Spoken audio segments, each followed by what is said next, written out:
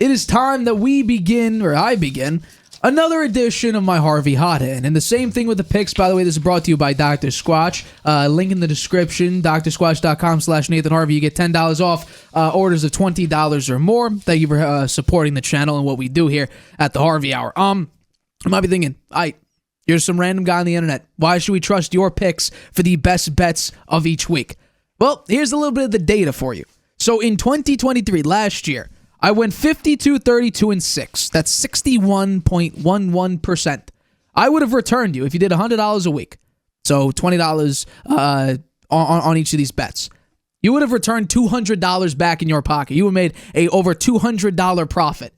There's a little bit of the data for you. That's the raw data. The numbers were crunched. That is what you could win here. 61%. And on average, you need about 52% on most sports books to get a profit. I'm at 61%. I'm not calling myself an expert. Could it be lucky? Could have just been that year? Very well could have been. But I feel confident that I can return you guys some money if you care about my picks at all. So this is the Harvey Hot Hand. I pick the 5 teams, or the 5 games, and the 5 teams that you should bet on for each week. So let's begin with the week 1 Harvey Hot Hand with game 1. Cowboys at Browns. I got the Cowboys here, and for some reason, this is a underdog pick for the Cowboys. I'm not entirely sure. I do not trust Deshaun Watson at all. He had, in the NFL, the most incompletions due to his own inaccuracy. It's not because of good defensive coverage. It's not because of a broken down offensive line. It's not because of the scheme. It's due to his own ability, or lack thereof, to throw the football and complete the pass.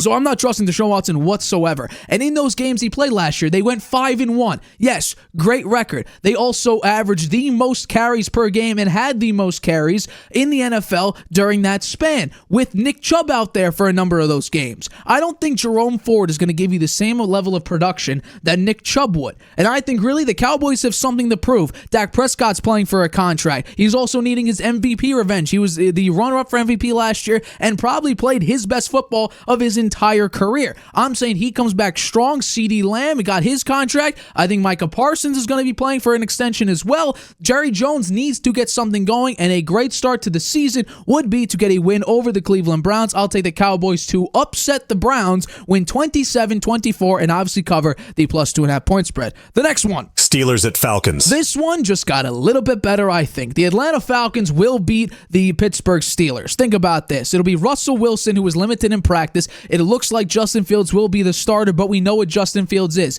In the fourth quarter, when he's winning, he becomes a garbage quarterback. I don't think he will be winning at all. At any point in this game, maybe on the opening drive if they get the ball first. But think about the talent difference that Atlanta has versus Pittsburgh has. Think about this. Atlanta has Jesse Bates, Justin Simmons, and A.J. Terrell on the defensive side. And that's just as cornerbacks and defensive backs. And also they have Matt Judon on the defensive front 7. They are going to terrorize a Pittsburgh offensive line that was rated middle of the pack to below 10 last year.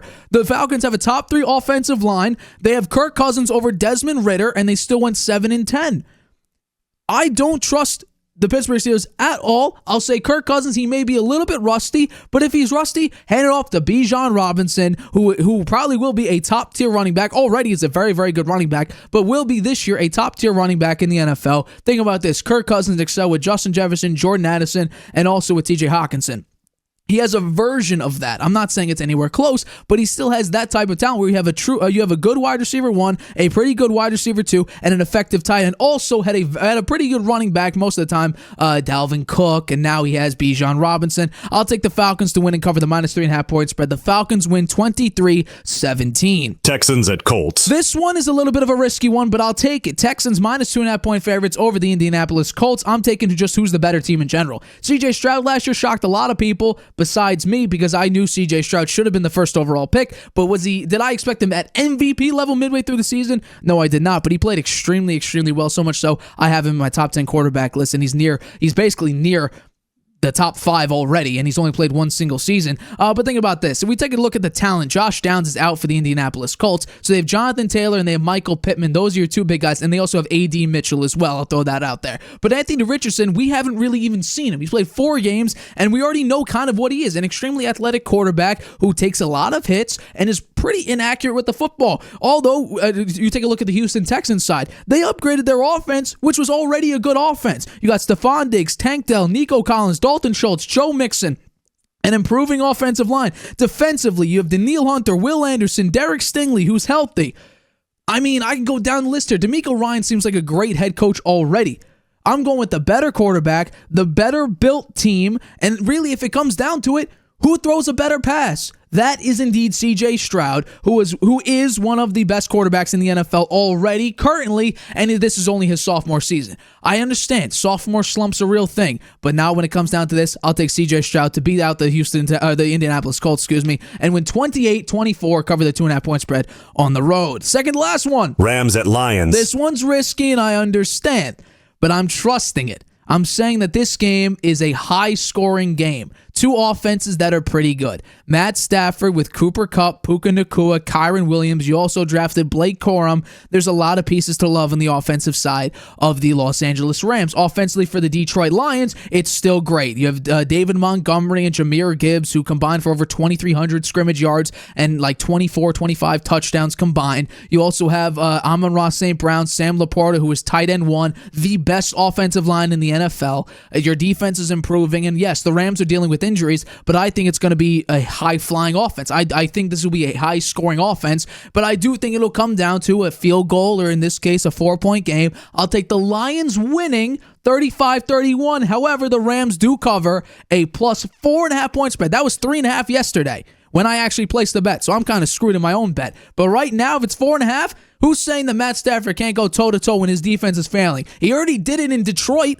He made the playoffs a couple times in Detroit when they had horrible rosters. I'm saying the same thing here with an improved Rams roster. I'll take the 4.5 point spread, hands down. And finally, the final pick of Week 1, Harvey Hot Hand. Jaguars at Dolphins. I'll take this one because think about the matchup. Tua Tagovailoa is 7-3 in the month of September. We know what he does when it matters the most. Coming over into Miami in the summertime, you don't want to play him generally. You have Tyreek Hill, you have Jalen Waddle, you have Jonnu Smith, an improving offensive line. You have Tua Tagovailoa, who just got paid.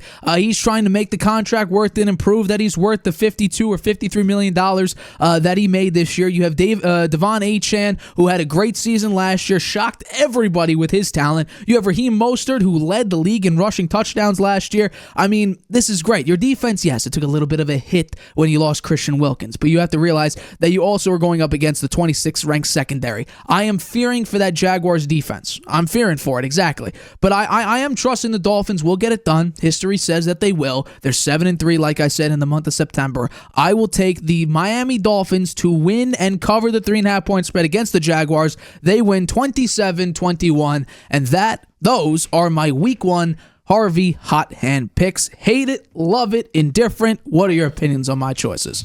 I think they're interesting. I'm not so sure about that Rams one. We'll see. That's the one that I was unsure of too. Yeah, and I got the Steelers beating the Falcons now, so we'll see what happens there. Again, Harvey Hot Hand brought to you by Dr. Squatch. Link in the description. drsquatch.com/Nathan Harvey. $10 off orders of $20 or more. There you go. Thank you for your support of this channel. Hi, everybody. Thanks for watching. Make sure you subscribe here to get the latest from the show. Also, if you want to check out the full episode, make sure you click the I in the top right-hand corner right now. If you want to listen to this show anywhere you go, make sure you go to anchor.fm/The Harvey Hour or anywhere you get your podcasts.